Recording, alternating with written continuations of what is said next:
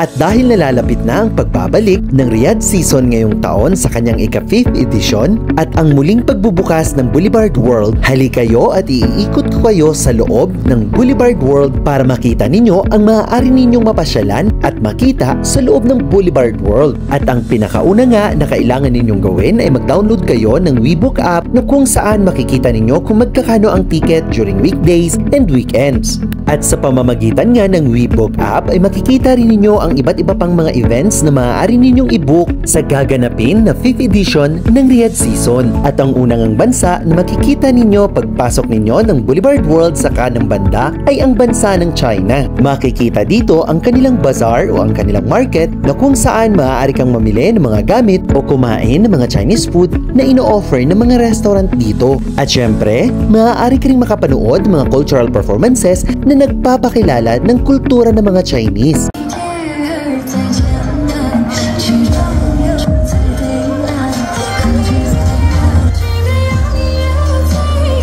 At patikim pa lamang yan sa maaari pa ninyong makita at mapanood dito sa loob ng Boulevard World. Hindi ba nga talagang nakakamangha sa ganda? Sa China pa lang yan.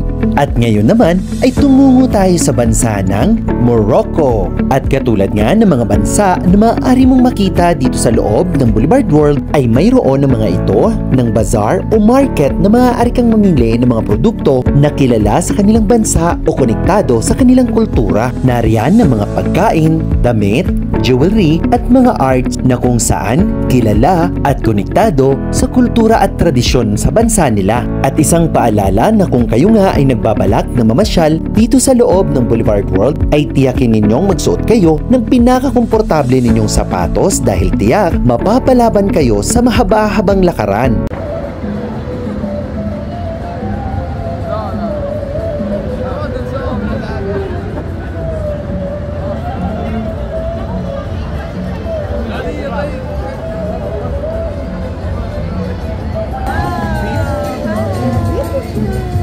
Next up, tayo naman ay tutungo sa bansa ng Italy. At dito naman sa bansa ng Italy ay makikita mo ang mga kilalang mga Italian brands na maaari mong pamilhan ng mga damit o di naman kaya ay makikita mo ang mga restaurants na nagsiserve ng mga Italian dishes. Hindi ba nga't parang napakadali lang umikot sa buong mundo sa pamamagitan ng pamamasyal dito sa Boulevard World? Hindi man ito yung mga totoong bansa na iyong mabibisita, ngunit mamamangha ka sa ganda at kung paano nakuha nilang gayahin ang mga sikat na mga landmarks o mga pasyalan sa mga bansang ito. Kung kaya, ramdam na ramdam mong nag-world tour ka rin talaga.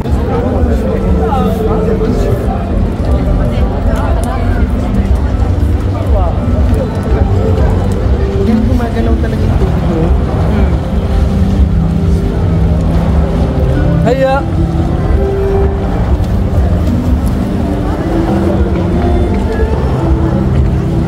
Mahilig ka ba sa Greek mythology? Ito ang bansa na para sa iyo. Welcome to Greece! At katulad nga sa mga bansa na nabisita na natin, dito sa Greece ay makikita mo ang mga store na maaari kang makapamili ng mga produkto at mga pagkain na makikita sa bansa nila. At nariyan din syempre ang mga famous landmarks na makikita sa Greece na kung saan maaari kang kumuha ng magagandang litrato. At nariyan din ang kanilang cultural performance na maaari mong mapanood rito.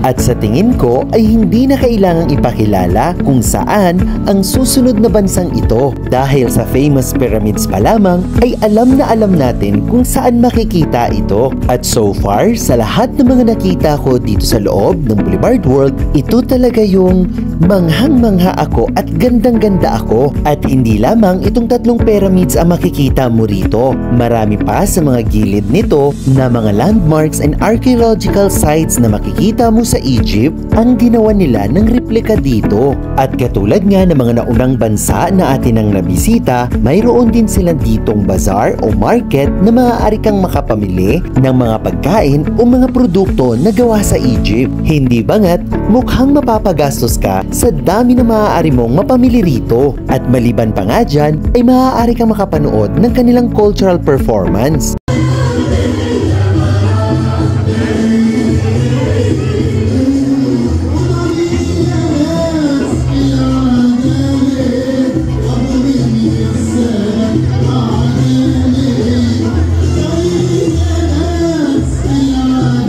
At alam nyo ba na sa dami na naikot natin sa loob ng Boulevard World ay halos hindi pa tayo nangangalahati sa mga maaari nating mapasyalan at mapuntahan dito sa loob ng Boulevard World? Tama, dahil ang Boulevard World ay may lawak na 1 million square meters. At alam nyo ba na itong illuminated LED ball na ito ay siyang may kasalukuyang hawak ng Guinness World Book of Record? Hindi bangat napakaganda, hindi lamang nakakamangha, pang world record holder pa. At gawa nga ng tayo ay medyo napagod at nauhaw sa kakaikot at sa kapamamasyal dito sa loob ng Boulevard World, tayo ay dumaan dito sa kiosk ng Pepsi para makapag-avail ng kanilang mga drinks na ino-offer. At andito nga ang mga kapwa natin OFW na ating mga kabayan na hindi lamang masisipag kundi napakatalentado pa. May drinks ka na, may show ka pa.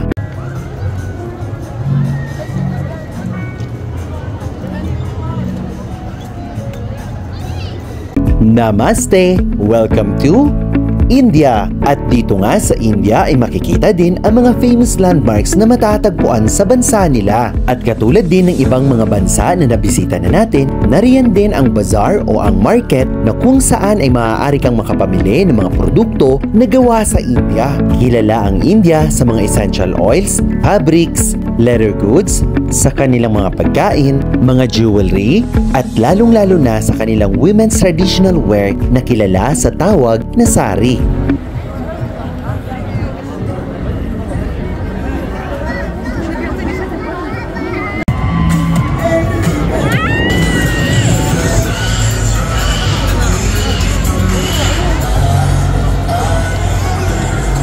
At ang susunod nating bibisitahin ay ang Latin America. Ito ay ang bansang Mexico. At dito nga ay makikita ninyo ang mga sikat na mga landmarks na matatagpuan sa Mexico. Katulad na lamang nitong El Castillo. Ngunit sa bahaging ito ay hindi ganun karami ang mga bazaar o market na maaari mong mapamilhan ng mga produkto na gawa at kilala sa mga Mexicano. At katulad din ng iba pang mga bansa na nabisita na natin, mayroon din ditong cultural performance na maaari ninyong mapanood. At ang maaari mong makita sa area na ito ay mayroong mangilang-ilang mga tiyangge na maaari kang bumili ng mga accessories at may mga perfect spot ito kung gusto mo lamang kumuha ng magagandang litrato.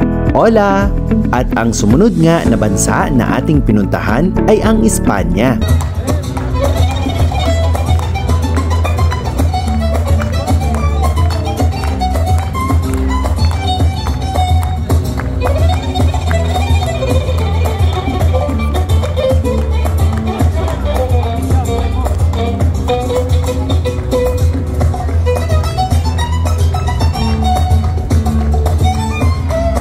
At sino ba naman ang may ayaw na makapunta sa bansa ng Japan? At dito nga sa bansa ng Japan ay makikita mo ang mga sikat at mga kilalang anime characters. At nariyan din ang mga high-rise building backdrops na tila nasa anime movie ka. Ang kanilang bazaar market na napakarami ng mga options na maaari ninyong mapamili. Katulad ng mga pagkain, anime collectible items at marami pang iba. Kaya kung isa sa mga bucket list mo ang makapunta ng Japan, bakit hindi mo muna subukang bisitahin ang bansa ng Japan dito sa Boulevard World?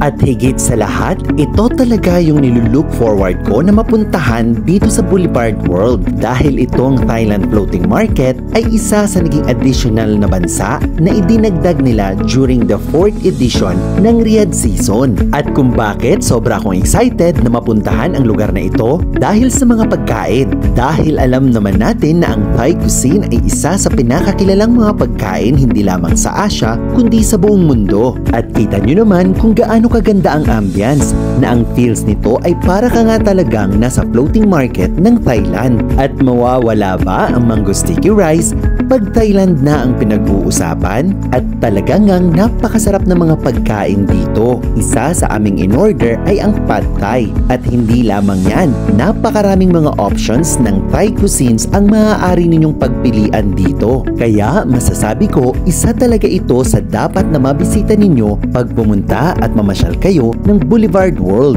At fun fact, alam nyo ba na pasok sa Guinness World Book of Record itong man-made lake na ito as the largest artificial lake in the world? Tama, at kasalukuyang hawak nila ang world record nito.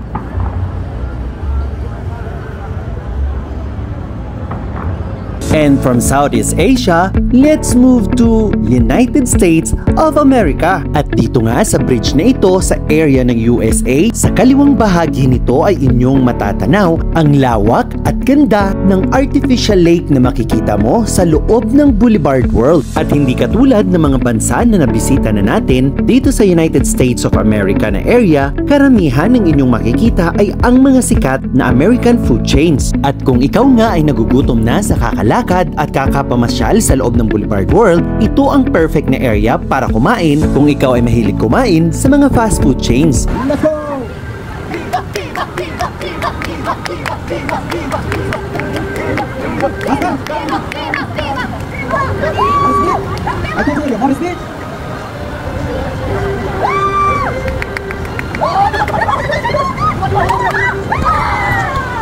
Hindi ba nga't parang ang haba na ng ating ibinyahe o ng ating ipinasyal? Dito lamang yan sa loob ng Boulevard World. Kaya, bawal ang mapagod. At habang tayo ay papalabas sa area ng USA, madadaanan mo naman itong mga iba't ibang landmarks na kilala sa mga bansa nila. Katulad ng London Bridge at London Eye. Nariyan din itong hango sa Garden by the Base ng Singapore. At mayroon din ditong mga cultural show bawat gabi. At sa gabi nga na ito ay ang Indian Cultural Night.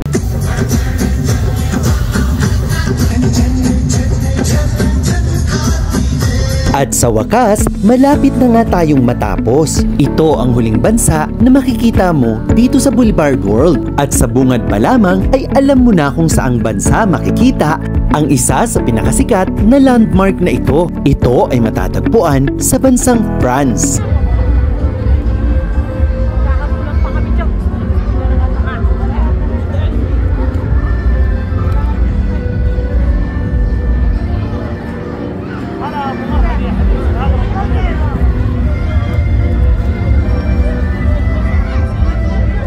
At palalagpasin ba natin ang pagkakataon na makakuha ng magandang litrato at ng video sa pinakakilalang tower sa buong mundo? Siyempre, yan ay ang Eiffel Tower. At kita nyo naman, hindi man ito yung totoong Eiffel Tower, pero talagang mamamangha ka sa ganda kahit alam mong ito'y replika lamang. At dito nga nagtatapos ang ating pag-world tour sa loob ng napakagandang Boulevard World. O ano, handa ka na ba sa muling pagbubukas ng Boulevard World sa ika-5th edition ng Riyadh Season sa taong 2024? At kung hindi pa, may chance ka pa para mag-ipon at mamili na maaari ninyong isuot na outfit sa inyong pamamasyal. At dahil muling magbubukas ang ika-5th edition ng Riyadh Season ngayong darating na October 21, 2024, at muli kong ipinapaalala na maaari lamang kayong mag-book ng inyong ticket through WeBook apps. At ang presyo ng bawat ticket ay nakadepende kung weekdays ito o weekends. Kaya siguraduhin bago pumunta ng Boulevard World ay mayroon na kayong na-book na ticket through WeBook app. At uulitin ko, magsuot kayo ng pinakakomportable ninyong sapatos dahil mapapalaban kayo sa mahaba-habang lakaran. At ugaliing tingnan ang klima o temperatura sa labas para maiangkop ang maaari ninyong maisuot sa inyong pamamasyal. At ang isa sa pinakamagandang panahon para mamasyal sa Boulevard World ay panahon ng taglamig. Katulad na lamang ng aming pamamasyal ay buwan ng Pebrero. Ito yung huling hirit ng taglamig na talaga namang napakalamig. Kaya napakaganda ring ipamasyal. Pero kung ayaw nyo naman na masyadong malamig kung kayo ay mamamasyal, piliin yung pumunta mula sa pagbukas ng Riyadh season sa buwan ng Oktubre hanggang Disyembre dahil ito ay hindi pa gaanong malamig at inabot nga ng 5 oras at kalahati o humigit kumulang 6 na oras ang aming pamamasyal sa loob ng Riyadh Boulevard World. At depende rin ito kung gaano kayo kabilis maglakad at kung gaano kayo tumagal tumambay sa isang bansa na mapupuntahan ninyo. Kaya ano pang hinihintay nyo? Wag na wag magpapahuli sa muling pagbubukas ng ika-5th edition ng Riyadh Season 2024. Enjoy!